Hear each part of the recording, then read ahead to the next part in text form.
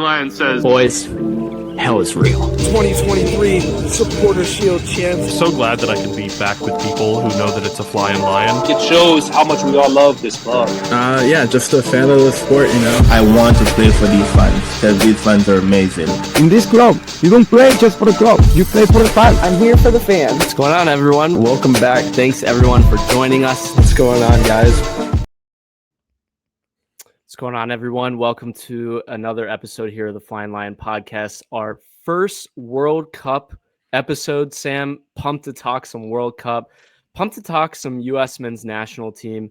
This kind of kicks off our summer. We're going to break down everything we saw from the roster announcement yesterday of the U.S. men's national team. I'm excited to do it.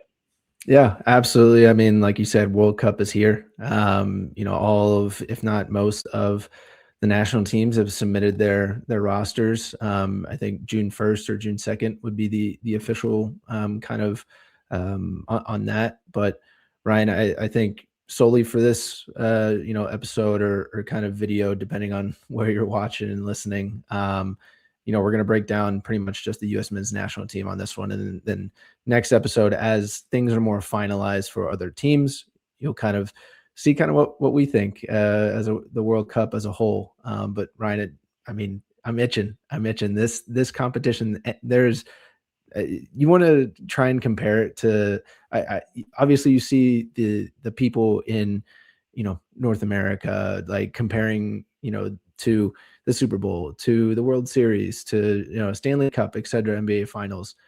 There's nothing like the World Cup. I promise you. You think you've seen it all. Olympics, maybe, but not even. Not even close. Because you've got the biggest sport in the world with the best teams. You have an expanded, bracket this time. So can't wait, man. Yeah, I'm pumped. 4 years in the making. From 2022 to now, we've kind of seen the build up. New manager with Mauricio Pochettino coming in. And like Sam said, for this episode, we'll break down what we saw from the 26 that are announced as of now.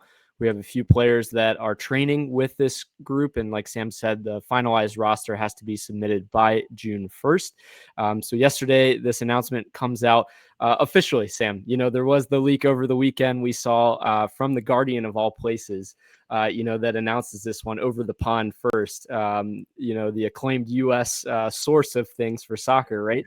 But then we get some confirmation from The Athletic as well. Tom Bogert kind of confirms it.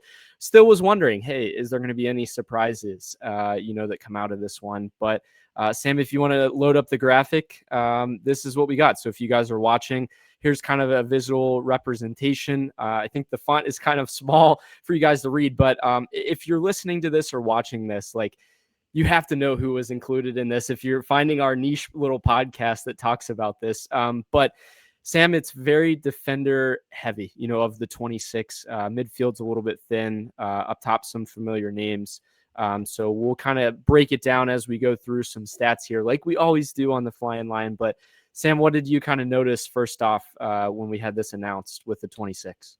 Yeah, first thing that you notice, like you said, a lot more defenders defending, based. And I think you saw that in times during Pochettino's camps, depending on, in the winter camp or, here most recently in March. But obviously the big question to me looking at this, just the roster in general would be just that goalkeeper room. You're not really sure who's going to start out of those, where I think it's a little bit more clear as far as the other positions where starters could be and stuff. But yeah, I think Ryan, if you want to run through the stats of this squad, going forward, having 2022 for most of these guys, I think really helped. Yeah, absolutely. It was interesting to kind of see how we would, roll into this one. 13 of the players were from the 2022, World Cup, so about half are new. If we go through, the squad as a total has 505 total caps, boasting an average of around 35, caps per player. 6 previous World Cup squads averaged more than that.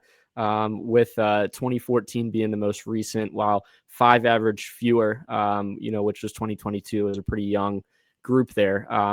Christian Pulisic, again, the most experienced player on the roster, 84 caps, no surprise there. Followed by Tim Ream, Weston McKennie, Brendan Aronson, Matt Turner, Tyler Adams, Antonee Robinson, and then you had Tim Weah as well. Sam, I think we probably would have seen more of Miles Robinson if he had not gotten injured as well. Probably would have been on the roster for 2022, as we talk about our FC Cincinnati guy there. What do you think, at least offensively, group stat wise, what we saw? Yeah, offensively, if you're looking up top, the likes of, like you said, a Christian Pulisic, Florian Balogun, and then you can throw Tim Weah in more of the wingers if you'd like, but yeah, I mean up top, other guys that you would, I think, kind of potentially see, Ricardo Pepi potentially.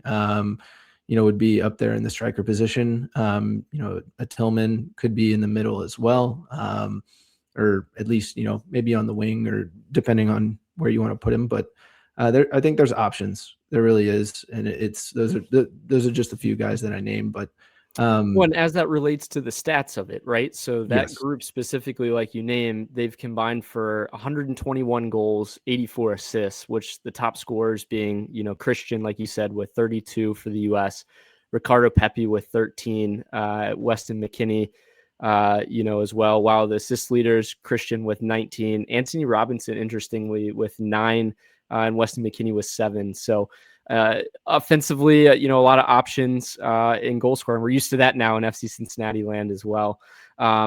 Some other just cool stats, the players represented in terms of hometowns. There's 12 different states represented, 4 players from New York, 3 from California, 3 from Pennsylvania, 3 from Texas, 2 from Jersey, and then kind of scattered of note, as we're talking here, from Ohio. 1 from Ohio. Sam, can you name who that was? No. Sebastian Berhalter, actually, from Columbus. Shout out. Only one on the roster from Ohio. Kind of interesting there. But yeah, so 7 players have made their debut for the U.S. during this 2026 kind of cycle and buildup, with Zendejas being 2023, Trusty 23, Balogun 23, Arfston 25 just last year, Freeman and Freeze actually just last season, and Berhalter last season as well. So a lot of new faces coming into it. We were interested to see from 22 to 26 who these guys would be and how we'd kind of round out the roster playing at home on U.S. soil, which is super exciting. I mean, these players have to just be jazzed about that and coming back home. For, again, a lot of them, they're playing overseas. Mm-hmm. There is a decent amount that's playing in the MLS, though, Sam. I think we have about 8 players that are coming from the MLS. First time in the inception of Major League Soccer that all 3 goalkeepers are represented by our domestic league in the MLS, with Chris Brady, Matt Freese, and Matt Turner. That's pretty wild to see. Yeah, it is. I think some people would say that's not a good look, considering they would put, obviously, European play over our domestic league. And I guess we'll see, right? Just based off the play. But something also interesting, Ryan, about this group, 8 players from the 2026 squad actually started all 4 matches at the 2022 World Cup. So you're bringing back a decent amount of guys with a decent amount of people making their debuts, right? So it's a nice combination of the two. But it is one of the younger rosters, only the 5th youngest. You would maybe look at it and go, oh, these guys maybe are younger, but actually 2022 was even younger than this squad, which was kind of surprising. But the average age of this one is going to be 26 years old and 332 days. So Tim Ream being involved is bringing that number up. It's kind of crazy. Like, should he make an appearance, which I think he will, he's going to become the oldest player to ever play in a World Cup for the U.S. at 38 years old now.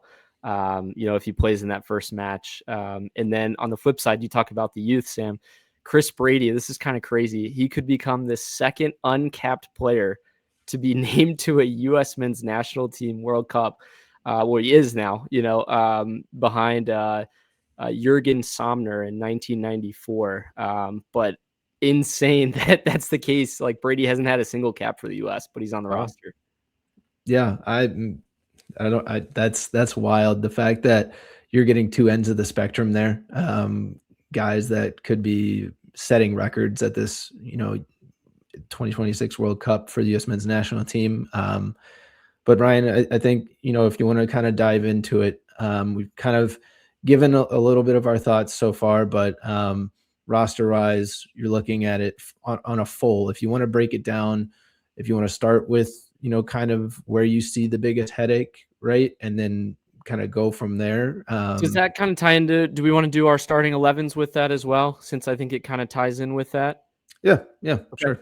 So initial thoughts for me, again, I think the forward room is pretty solid. You have a lot of guys that are high goal scorers, for their respective clubs and playing in some big time moments as well.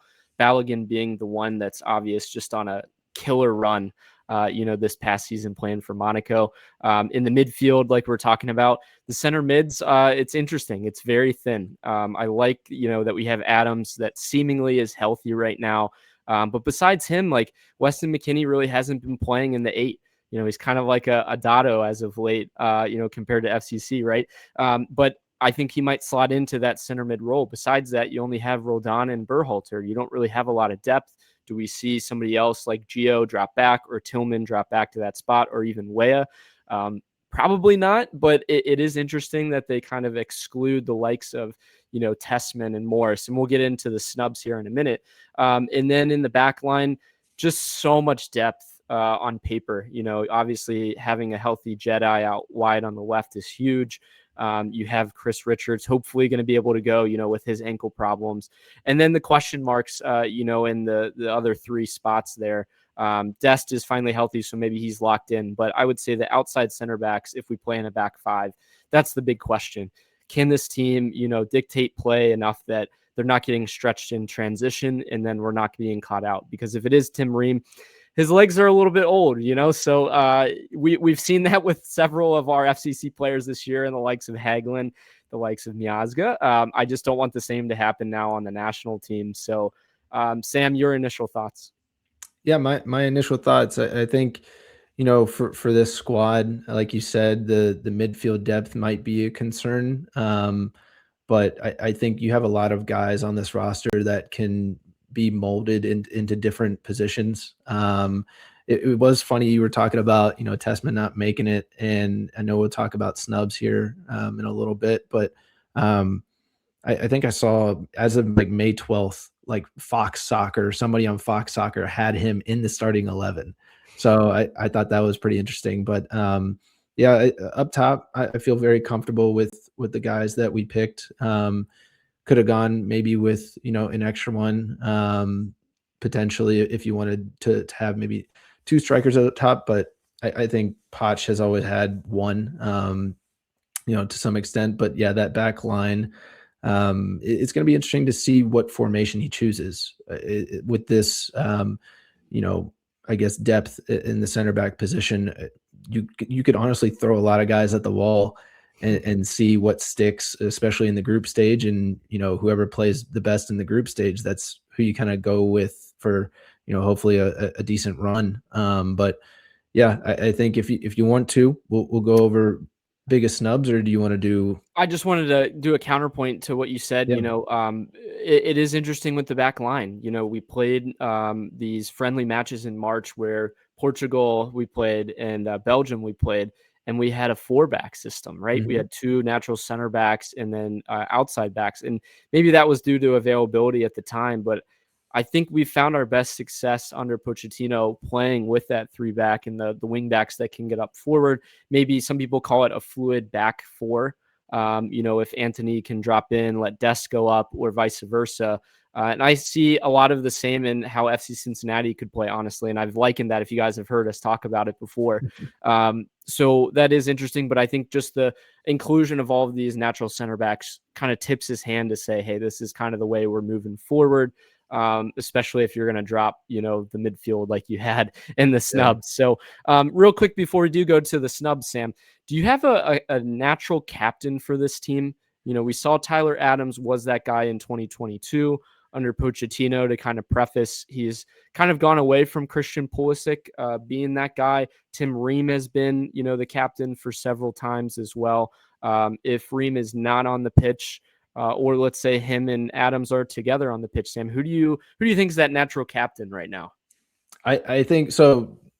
It was Berholt. So you said Pochettino for 22, but Berhalter's 22 for Adams. Well, I just mean like for Pochettino, you had seen him in prior matches leading up to As far as captain, I mean, it's like you said, those would probably be the three options, would be Pulisic, Adams, and Ream. And honestly, from what I've seen play wise for our country, Adams wears his heart on his sleeve, and I think he should absolutely be the captain, because I don't know, via his play, it means more, right? When his teammates are taken out by another player from the other team, he's the first one over there, like giving it back to the other team, right? And it's nice to see that he's got that dog in him. So that's who I would give the captain's armband to. Obviously, depending on health, I mean, Tim Ream might be the second option, just as a formidable veteran in the back line, somebody that would be able to help out, kind of a Matt Freeze or a Matt Turner in the back, being able to shout out those commands. But what do you think? Similar or? Oh, Adams for sure. Yeah. If he's healthy and he can be there, he's the guy that dictates the whole team. He's the engine in the midfield. He makes it run. Like, I think he's a lot more vocal than people give him credit for as well. And you saw, some of the questions that he's answering in press conferences, even at the last World Cup, and just how he handles himself on the pitch, off the pitch. Like, he's the perfect representative for this team. And being on home soil, I think it even means more to have that guy, be that captain. I think they have to solidify, one going into it, obviously.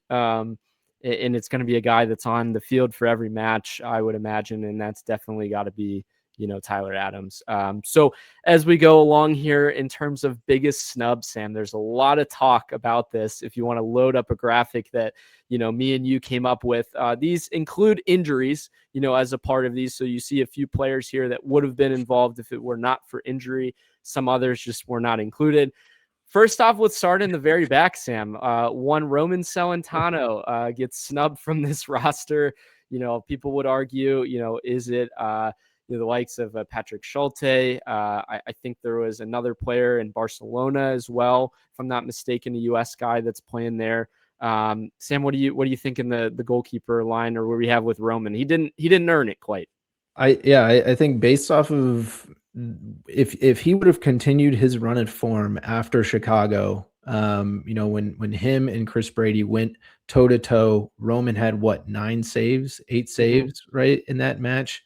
I think if he continues that run of form, maybe FC Cincinnati has some clean sheets in there. I think it looks a lot better for him, and he potentially is able to grab that spot. I also think missing out on that last camp, being injured during that last camp, hurt him a little bit. Sure did. Yeah, absolutely. So the other name would have been Jonathan Klinsmann. He had a neck fracture, actually, while playing overseas. So unfortunate he wasn't included. And then the guy I was thinking of was Diego Cochin, who actually played for Barcelona for a time here recent. He's a young guy, up and coming as well. As we go to the back line, Sam, we saw the likes. I had to put Tanner Tessman, in the back, because I didn't have another real guy. You'd say maybe John Tolkien would be a guy out wide that was snubbed. Tessman is the big one. I would say obviously more of a midfielder. Cameron Carter-Vickers, he had come off a massive Achilles tear here with Celtic, so he's not going to be fit. And then Tristan Blackman, the reigning MLS Defender of the Year, had gotten a couple call-ups as of recent, with Pochettino's team. And then out wide, I had to put Yunus Musa, a guy that started for several of the World Cup matches in 2022, has really fallen off since then, at AC Milan, now with Atalanta. Big shock there with Musa, but no real surprise after he was kind of excluded from the Gold Cup, the year before. Kind of his own doing in some ways, some might say. Yeah. I think, starting with Cameron Carter-Vickers, I think a lot of people, Ryan, when he first, he's still playing in Europe, but like the injury history for him has kind of bit him in the butt, really. I think during even, the 2022 World Cup, right? It was, he was in the talks, right? And so I think he between now and then had made, like you said, a couple of appearances either in, tournament competitions or friendlies, and just unable to stay healthy, right? Or find form within, the club that he's playing with. So I think that's a big what if for a lot of people in the U.S. men's national team community is Cameron Carter-Vickers, of like what could have been. Could he have been next to Chris Richards rather than Tim Ream if he was, if everything went right? But yeah, as far as a Yunus Musah, yeah, I mean, wow, what a downfall for him, really. From 2022, what was he coming into the 2022 World Cup? Was he 19, 20? He was young. He was real young, but right? I mean, with so much potential. No, absolutely. And like you said, gets a couple starts in the World Cup, and you're kind of saying, oh, okay, like here we go. Like this is the future, right? That was the glimpse of the quote unquote golden age that I'm sure, we'll continue to talk about. But 2022 was that. It was, okay, these are these young kids. They made it out of the group stage, and we'll see what they can do from, for years to come, because we're going to be able to see these guys potentially for the next, 8 years. So sorry about that, Sam. For a second, I think you were frozen there, so your thought kind of got delayed, at least from my side. All good. But so looking at Yunus Musah, right? Just finishing my thought, I think for him, obviously, club wise, it's tough when you're not finding form within your club. It's hard for Poch to look at that and give you a chance at all. I think we'll talk about a certain player who did get that chance regardless of, the club form. But Ryan, if you kind of move up into the midfield for us here. Yeah, Johnny Cardoso, unfortunately, has a bad ankle injury for Atletico Madrid, a guy that, arguably could have started for the U.S. in a lot of people's eyes next to Tyler Adams, playing, incredibly in Champions League, like I said, with a huge club like Atletico, gets this ankle injury, unable to, participate. He had surgery. So I listed him in here as a snub, but again, would have probably been included. Aiden Morris, though, is the big one, a Middlesbrough guy who had a pretty solid season overall, plays as more of a 6, kind of a destroyer, good distributor of the ball, but unable to make the 26, loses out to the likes of Zendejas or, to a Joe Scally kind of for those final spots there. And then the big one, Sam, the one that everyone's talking about here is Diego Luna. The biggest snub, I would say, because he played the most amount of minutes under Pochettino in the last year. Real surprised that, this is his boy, quote unquote, with how, hard he's playing. He's breaking his nose, but staying on the pitch. He's the guy that everyone kind of looks towards and says, this is the kind of style we want to create under Pochettino. And then he's left off the roster. You see all these ad campaigns all around, the US about him, and he's left off. So it's very fascinating in the way that this goes down as well. I don't think we mentioned it. We might have in our Flying Lion podcast about FC Cincinnati. I think it was a Sam's card of the week. These guys find out via an email, for all the work that he's put in, and Luna gets an email that says, hey man, you're not included. Like, that's such a slap in the face to him, in my opinion. Now, Pochettino says, back in my country, I wouldn't want to hear from the coach if I didn't make it. But you put your heart and soul, you put your nose on the line, and this is how you get rewarded. Like, we're not done with, Diego Luna, and I think there's a lot more to come for this guy. But if people, don't remember, he was, not included in the Olympic team as well. Mm-hmm. So that's kind of fascinating. Doesn't make the Olympic team, doesn't make the World Cup roster. Probably should have been included in both, Sam.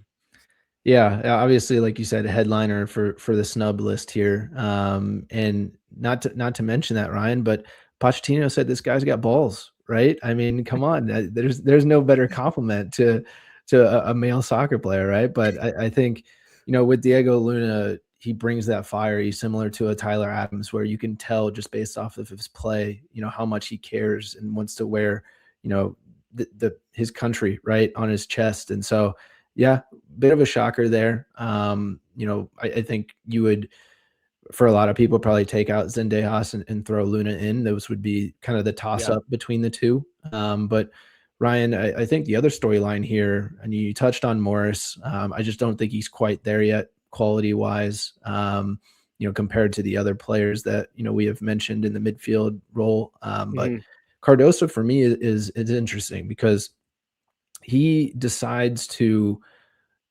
go through surgery, right, to repair this injury that he has coming off of, the season with Atletico Madrid, deep run in the Champions League.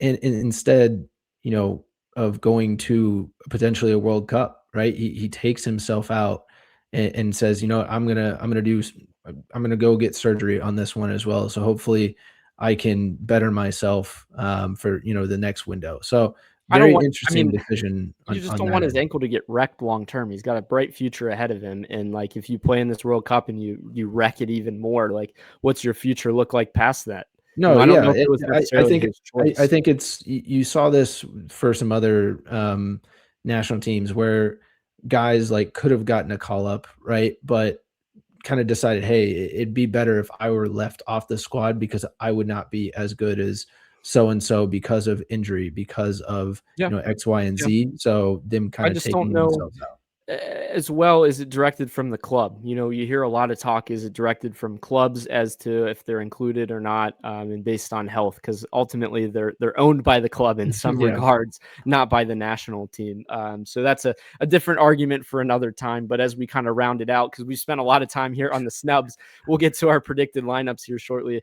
But to round it out, Xavier Gozo, a guy who's just been tearing it up in the MLS, a youngster for RSL. Jack McGlynn as well of Houston Dynamo, who had been included for several rosters for Pochettino.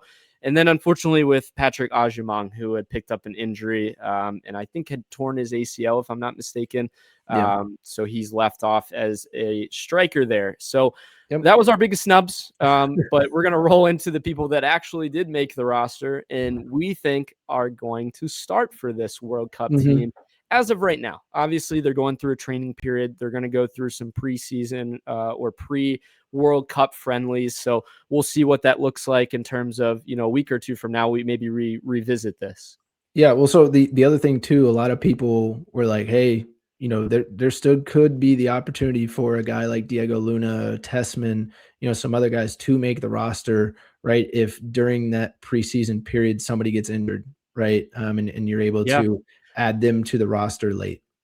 So to that point, this is fascinating. A little fun fact for everyone listening that's FC Cincinnati fan.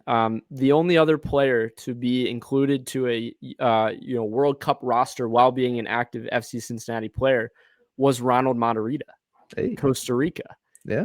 He unfortunately in 2018 this is kind of wild. He had an injury to his hamstring 3 days prior to the World Cup. And doesn't get called up, to the actual team to go to the World Cup or 2022. I messed that up in terms of years, but 2022. So, I think it's crazy that, it still could change. And again, like we're talking about, can you imagine these guys not getting the call, be heartbroken, but hey, there's still a potential, you're kind of looking in. My other thought for this as well is, you see with the likes of Canada, they call up 32 players, and have to trim it down to 26. Would you almost, Sam, prefer to have a larger roster that you kind of slim down, or to just say, here's our 26, these are the guys we're going to roll with.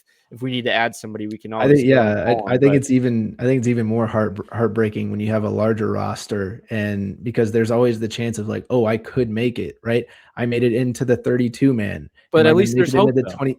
Yeah, but I would rather just tell me like it is. Don't drag me along, and that's just how I am. I want it cut clean. Like I think that was Pochettino's, plan as well. I didn't. Obviously, I wasn't the one receiving emails. A phone call would be nice, right? But I get it. I understand it. I don't like it to some the email, right? Part of it, but just tell me how it is and tell me what I need to work on and. Or why you win a certain way. If not, I don't even need that too. It's not my business, right? Because I'm not in the team. So fascinating. It's so interesting though. Just very interesting. But Ryan, styles. I want to start with you because you've obviously been on the earth longer than I have. You've been able to see more World Cups than I have. And I want to see if the people agree with your expertise, and then we'll see if they throw mine away. But we'll before we load it up. Yeah, I was go going to say, you guys let us know, what you guys think of our lineups. So as you're seeing this, comment on it. Let us know who you think should start and where. This is what I'm thinking as of right now, as you guys are listening to this, several days before the World Cup.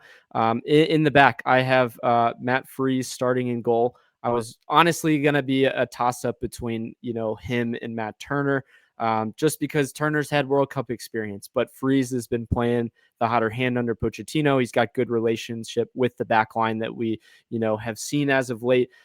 Back line, no surprise in terms of having Antonee Robinson on the left, Tim Ream in the center with Richards and Mark McKenzie and Sergiño Dest. Now, my only thing I might tinker with as we go along, depending on the friendlies, is if Tim Ream stays in that spot. I think, Austin Trusty has been having a great season with Celtic. He's a left-footed center back. He's more athletic. Could he be a better fit, or do we need that experience, that Tim Ream brings over several years now in the midfield with obviously our captain, Tyler Adams, in my opinion, Weston McKennie, just because we don't have a better option there right now. I think you lock him in that spot. And then, right above him, Christian, kind of playing, he could cut into the inside, play outside. And then Tim Weah as the other kind of attacking mid guy with Flo Balogun as my striker. I think, again, Weah could be flipped out with a, Malik Tillman in that spot as well as a starter. Weah had been playing a lot more lately, Sam, as more of a wing back or a right back. So I think he can play that role. I think these guys, it's just trying to find the best collection of players on the field that are really going to give it their all for each other. And I know that Weston can do it at center mid, at right back, at attacking mid. He's played as a 9 in Juventus. So there's a ton of talk about depth, but this is how I see the starting 11. Sam, any thoughts on this? Yeah, I mean, initial thoughts. I think formation is always going to be the talk, right? You've got 5 in the back there for Mauricio Pochettino's squad. And I think with that formation comes, do you go more with more wingers up top, right? Or I think that would be 2, right? Because you want to save your midfield depth, in my opinion. And so do you go more wingers up top, more fluidity, or do you go, like you said, more defensive? I think recently you've seen more of that defensive side from Pochettino. I think, if I'm not mistaken, Ryan, you can correct me, in March, in those formations, you saw more of a defensive shape against Belgium. You did and you didn't. It was more of a traditional 4-back, but you had, at least in the one game, Tim Weah was playing like a right back, or just traditional right back. And then Antonee Robinson on the left, but more of like a left back. So I think the 5, like I mentioned earlier, has got to be the way that they go. At least I'm hoping, because I just think we need that extra body in the back line, like we, see it for FC Cincinnati as well. But what did you think for your predicted starting 11 here as of right now, Sam? Yeah, so I mean, let's go straight into mine. It's a little bit different, a little bit same to Ryan. Obviously, different formation. I went with like you said, the traditional 4-back. I think I've seen Pochettino looking at past roster and formations that he's done during these different camps. This is the one that I think he might use to begin with. Obviously, like Ryan said, it could be fluid. But I've got Matt Freese in the back. I've got Dest out wide, Richards, Ream, Robinson, and then in the middle, McKennie, Adams. And then I think up top is interesting. I've got Tillman in the middle because I think he can add maybe a little bit of something. You can maybe swap out Pulisic and Tillman if you want. But Pulisic, I think you've seen him be a little bit better out wide for the U.S. men's national team as a winger, and then Balogun up top. But once again, I'm, just looking at past formations right here is really what I'm trying to do. Ryan, do you think, based off of my starting 11, what are your thoughts on it? I kind of dig it. I like yours. Having that extra midfielder there might be a good thing, just because, you're relying so heavily on McKennie and Adams to do that legwork. So The only thing I wonder is like, would Tillman be bought in as much as like Evander has to be bought in sometimes in the midfield? And then does that lead us more vulnerable to the counterattacks? Because if you look at matchups like in Paraguay, like I think we're going to dictate a lot of possession. So they're going to try to counter on us, and having 4 backs kind of stretches us a little bit versus 5, I feel a little bit better. What's nice though, like you kind of mentioned with the outside part of things, Tim Weah could kind of drop in that formation and be an extra player kind of on the width that could slide in defensively if we needed to. I just don't feel as confident, having Dest as a traditional right back, he's more of a winger than he is like a traditional right back. But hey, say you have the lead and you want to play with that 4 back, bring in an Alex Freeman who's used to playing center back on the Bigger right body. side or a right back. And that could kind of solidify that. And then you could have Tim Weah slide in and be more of a right wing back. It gives you a lot of versatility. So I do like the way that you set that up there. It's interesting to see that there's going to be just so many different varieties of starting 11, which I think is wild. Like last cycle, as we kind of went into looking 2022 versus 2026, it's so fascinating. Everyone kind of thought, all right, this is the starting 11, in 2022. In 2026, you're like, I have no idea, because Pochettino has just been all over the place in terms of starting players, bringing players in, putting people in different positions.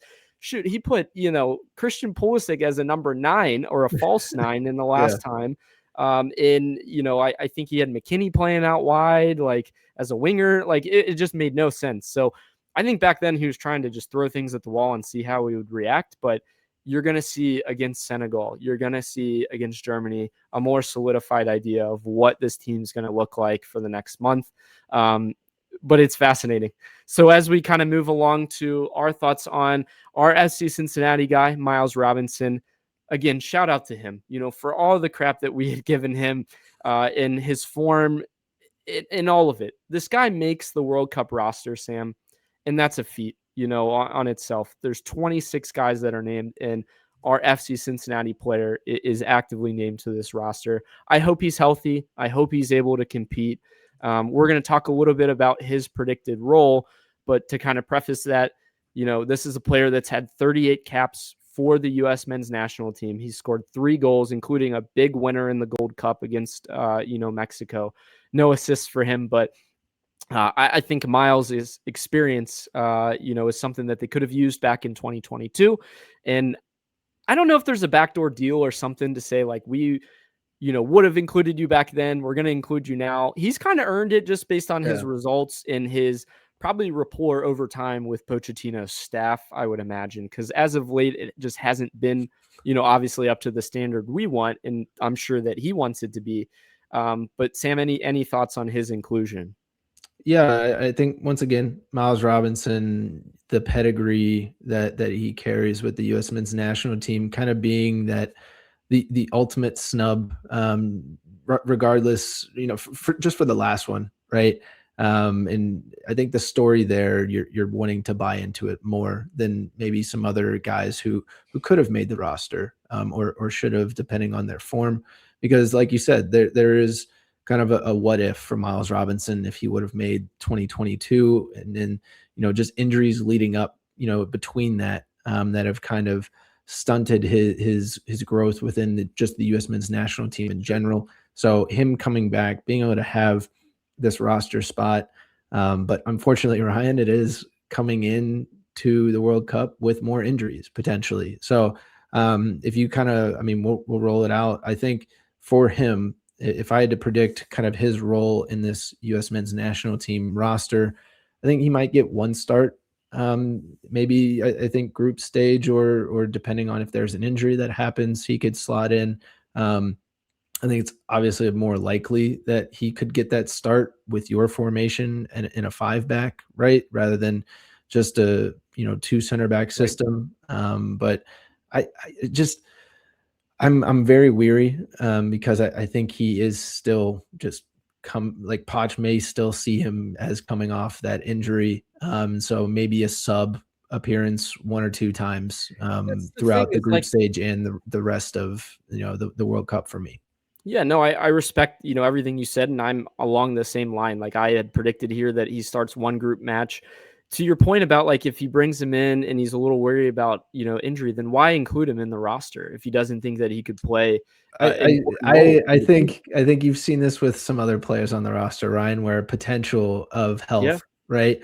The potential outweighs the current. Well, and not even that, like with injury, let's kind of do a sidebar and talk about like with Gio Reyna, are there special inclusions to the roster? Like obviously Miles's inclusion is not, necessarily something special about him, but that's why Gio was included, right? Yeah. If you want to talk about that. What Miles is going to bring is athleticism on that side and the ability to track down players, on the run, which again, I think is a good feat for at least in the group stage against teams that, Australia and Paraguay that are going to be chasing the game. We've seen what has Miles done the best at, Sam, chasing down players in space.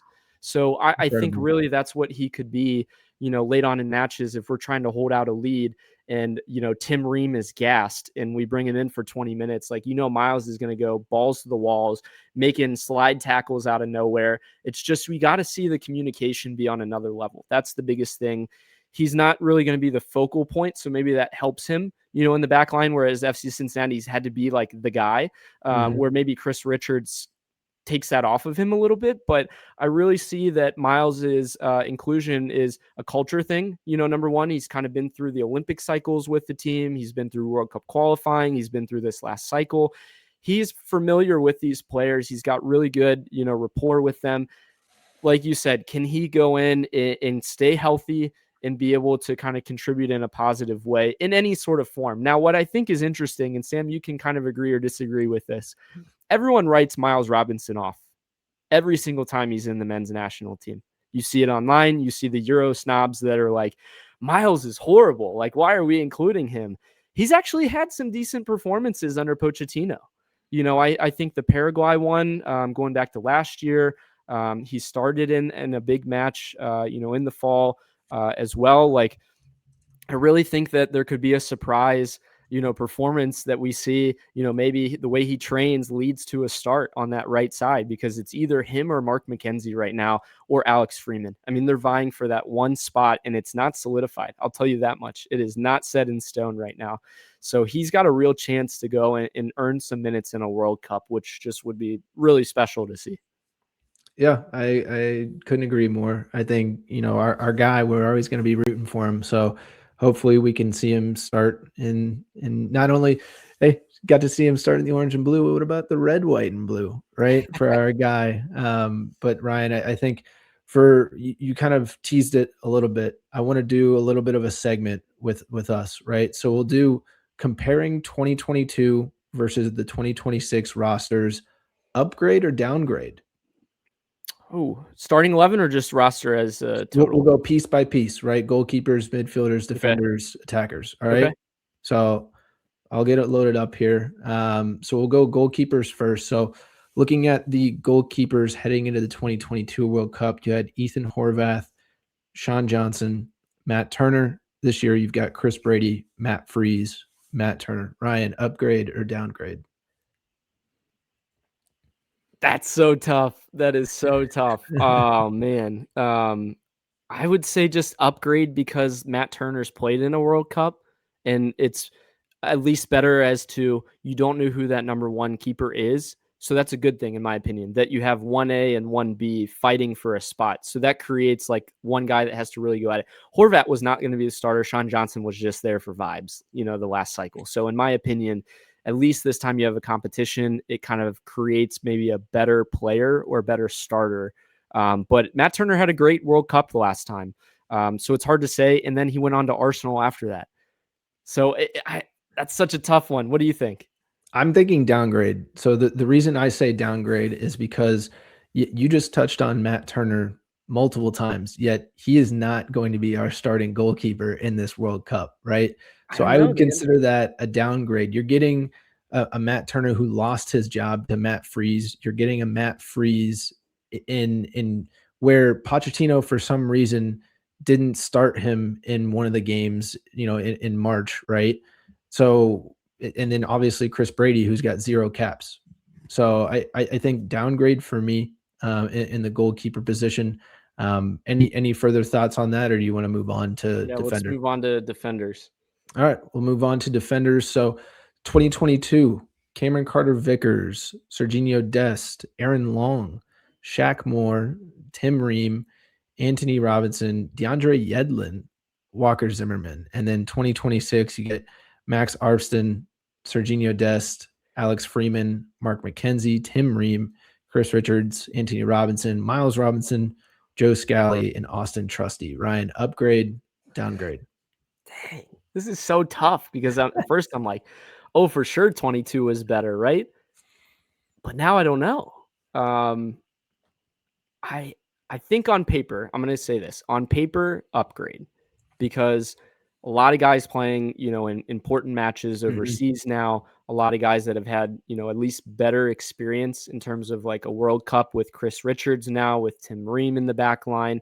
Whereas, last time it was a lot more unknowns, going into it. If we're talking about upgrade or downgrade based on performances, like the last cycle, it was pretty solid from that defensive, back unit. I mean, they held England to no goals, that's pretty darn solid. So, I think you're talking more the lead into it. Would we say upgrade or downgrade? Is that fair or based on performances? Yeah. Could be either way, I guess, if we look at it. But I'm going to go upgrade as well, just based off of pure talent, like you said, for this 2026 defensive group, specifically Chris Richards, Ryan. Chris Richards wasn't even near the 2022 US Men's National Team World Cup roster, and he's our best center back, right? So the rise of him being able to carry that back line. And then you get a guy like Joe Scally, right, who had been an incredible player for his club, right? Being able to come up as a depth piece potentially for this World Cup. I think you just upgrade in general for this, I think. It's crazy. Like Scally's played the most amount of Bundesliga games, of any US player, I think now, or like the most consecutive starts or something crazy like that. But yet he probably won't even play a minute for this team. But I think like what's crazy, it's an upgrade, but I still feel the worst about the defense than I do of any other position though.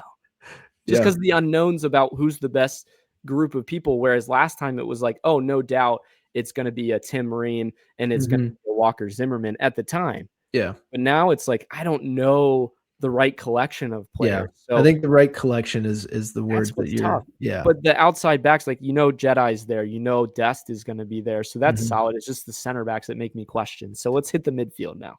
Midfield 2022, you got Brendan Aronson, Kellen Acosta, Tyler Adams, Luca De La Torre, Weston McKennie, Yunus Musa, Christian Pulisic, Gio Reyna, and Christian Roldan.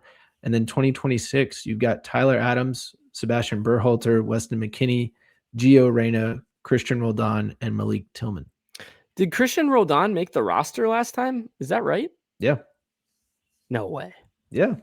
Really? Yeah, really. I said the name, so yeah. I did not think that he was on the roster last time. You didn't see him, but he was on the roster. Okay. He's gonna look it up, double check me. Watch this. Yeah. Well, I think it's downgrade for me. Downgrade? Yeah, just because of the starting lineup. Like I felt like MMA, like Musa, McKennie, and Adams was just like solid. And the way that at the time Yunus Musa was playing with that group of players, like they just they dictated everything. Christian was in a better form at the time. So I would say, even with the vibes with Weah out wide, like I think everyone just had a better idea of who was going to be there, who the depth was, their, position, savviness, all of that I think was better. So I would say maybe downgrade, if not like even on this one, because I think, two of these players that I just named from 2022 were moved to the forwards list. So we'll talk about them here in a little bit. But I think the most glaring absence of defensive midfield is who's going to be behind Tyler Adams. Like you said, in last year or last World Cup, you kind of had a couple answers that you were able to throw in there defensively in the midfield. So yeah, I would say downgrade to even on that one. But moving forward, Ryan, like I said, to the forward room, 2022, less forwards, and we brought more forwards this year. So 2022 was Jesus Ferreira, Jordan Morris, Josh Sargent, Tim Weah, and Haji Wright. And then, like I said, we added two more into the forward room from just category rise, right? So 2026, we get Brendan Aronson, Florian Balogun, Ricardo Pepi, Christian Pulisic, Tim Weah, Haji Wright, and Alex Zendejas. It's an upgrade this year. Flo Balogun is the dog. I mean, he had 13 goals in for Monaco, and had like I think a stretch of 8 or 9 matches in a row where he was scoring a goal just by him being the alpha dog. I think that's the thing you missed last time. Like you had a rotation of starting guys, between the likes of Sargent at one point. I think Jesus Ferreira started one. You didn't really have like that alpha guy that was like, I'm the goal scorer, of this crew.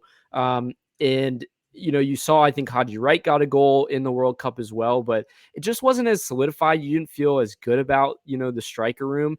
I think Pepe's been banging in goals now too. Like Haji's been doing solid. Like Haji Wright, 17 goals in the championship, Ryan. Definite upgrade this time. Yeah, I would say so. Yeah, I would say so as well. I think the conversation has always, and to me, maybe for the past 4 years, really has been Ricardo Pepi or Josh Sargent. I think those two have been very interchangeable in that forward room for many years. Even for camps, right? Who's going to get called up into this camp? Who do you want to see up top, right? And then I think, like you said, Florian Balogun choosing the U.S. men's national team as his nationality kind of saved that position, if you will, from going back and forth to going, no, it's his and it's going to be his for a while. Let me ask you this though, as solid as I feel about, Flo up there, I think there could still be something to be talked about that I don't think a lot of people are saying is like Flo could be the guy, the alpha guy that bangs in goals, but he's going to occupy a lot of attention from the center backs. And we've seen this with Kevin Danke, who's maybe not an out and out hold up player, as that solid, number one striker. Now, obviously, I think Pepe could be that. I think Haji Wright is built that way. I don't think Flo Balogun is as good as a solo striker. If you're an FC Cincinnati fan, he kind of plays more of like a Brenner, right? More of a poacher. He does. And he's going to be able to slide into those, beautiful just pockets of space and be able to finish for you. So I think the big thing is then, can Christian occupy defenders in open space for Flo? And we've seen that before. We got to see that connection. We got to see how Flo unlocks Christian and Christian unlocks Flo, and whether that other, attacking midfielder, if we do go, with a solo striker, can they support Flo and give him, again, some reprieve? Because on offense, if it all is, based on this hold up guy and he's not able to do it, you're not going to be able to get out of pressure. And I think as we move on, hopefully in the rounds, your defense is only going to get better in the teams that you play. So I think that's a big key that not a lot of people are talking about. They can talk all they want about how Flo bangs in goals, but like the nitty gritty of it, that's what I want to see. And how does that work out with the front three? So very, very fun game there, Sam. I like that. So in recapping, we had upgrade in, I believe, the defense. And then we had it in the striker room for sure between us. I think we both agreed that it was about either equal or a little bit less this year versus 2022. And then in the goalkeeper room, we disagreed, where I thought, I think last time I said was downgrade, this year was an upgrade. Is that correct? And then you were the opposite. Yeah. So, opposite. So let us know what you guys think with this as well. Yeah. Shout it out. See what you guys think, with this roster. This is all pre-World Cup results. You could go back and at least look at results before, but we can't this time. So, what's next for the U.S. men's national team, Sam? We have training in Atlanta starting as of today at their new U.S. soccer training home. So this just opened up. Be interesting to see at this national team center how these guys look over the next several days. Do we see Miles' inclusion? Because he hadn't been practicing in full as of last week. But for some other big guys as well. Chris Richards, he's not there. He's on the bench, I just saw, for Crystal Palace in their matchup today. But otherwise, most of the players, if not, I think every other player is there, should be good to go. Hopefully they stay healthy because we play Senegal. This one is going to be on the 31st at Charlotte. It's going to be a 3:30 match. And then after that, we go and play Germany. I think that one is June 6th in Chicago. And that one's a 2:30 p.m. game. So some games to watch and follow, against some good opponents, Sam. Yeah. Once again, just it's World Cup time. And if you're like, hey, I'm going to watch this video and then I'll dive deep, feel free. If we can kind of open you into the universe that is the World Cup, U.S. men's national team, let us be your first video. But like you said, Ryan, I mean, training is coming up. Hopefully Chris Richards doesn't take a knock. I think we'll be watching that one very closely because he did in the past couple matches for Crystal Palace. But I'm glad to see that he's coming off the bench for that one. But yeah, I think the friendlies, anything that you're particularly looking for against Senegal or Germany from this squad? Well, Sam, we had two predictions. We had two different lineups. So number one, lineup wise, formation wise, what does that look like? How do we roll out a 4-back? Do we roll out a 5-back? You're saying find an answer, right? Find an answer. And honestly, go with it. If that's the way you want to play, stay with that. Now, what is very tough with this is like you probably won't have Chris Richards to start in this game, over the weekend. So do you go with that formation you want to build around him, or do you go with the players that you have available? I think you got to go with the ones that you want to play through the World Cup. And I think you probably see the likes of Trusty come in with Tim Ream and Mark McKenzie, to start. Other things I'm looking forward to is, again, the relation of that front three. Do they put Weston McKennie in that center mid role and have him stay in that role? Or do they kind of say one game you're here and one game you're a little bit more forward? I think Poch said that potentially like Gio Reyna could be playing in the midfield as well. So does he try things like that? That's what I'm looking forward to. Yeah. Do you think, in these friendly matches against Senegal and Germany, you think our guy Miles Robinson gets any shouts? To play? Yeah. Yeah, I think definitely, especially if Chris Richards is left, off at least at the beginning, he's going to get some minutes. Might be a split 45, against Senegal is what I would say. What about you? Yeah, I think so. Like you said, maybe a start and then a 45 in the next one, because you want to see those fresh legs for your back line and keep everybody in good form going into the World Cup. Yeah, I don't think you want to like overdo it as well. No. That's a good point. I think load management is talked about a bunch, but it's real in the fact that you're going to play a lot of matches. So won't have turf in Charlotte. No turf in Charlotte. Yeah, all grass pitches. If you guys were wondering, let us know if you guys are planning on going to any of these games as well, whether World Cup, or the pre-tournament, friendlies. Are you going to be going to any of the other games, matches, whatever? Let us know which ones you want us to kind of highlight and to do maybe watch along or reaction video to. Whether that's the Senegal or Germany game as well. Because we're, again, pumped. As you guys couldn't tell in this video, we planned it on probably being like a 20-minute video, and we're here almost at an hour just because it's so fun. And just the passion that comes out about, talking about your country and coming together for something bigger. I am so amped and pumped because growing up, Sam, the moments we had that were the best were the Algeria match with Landon Donovan scoring. Or the Tim Howard, 12 or 14 saves against Belgium. Like those are magical moments that you only get so many of those because World Cup is like 3 group games sometimes and maybe a 4th, for moving on. And I'm just excited for some special moments, especially on home soil.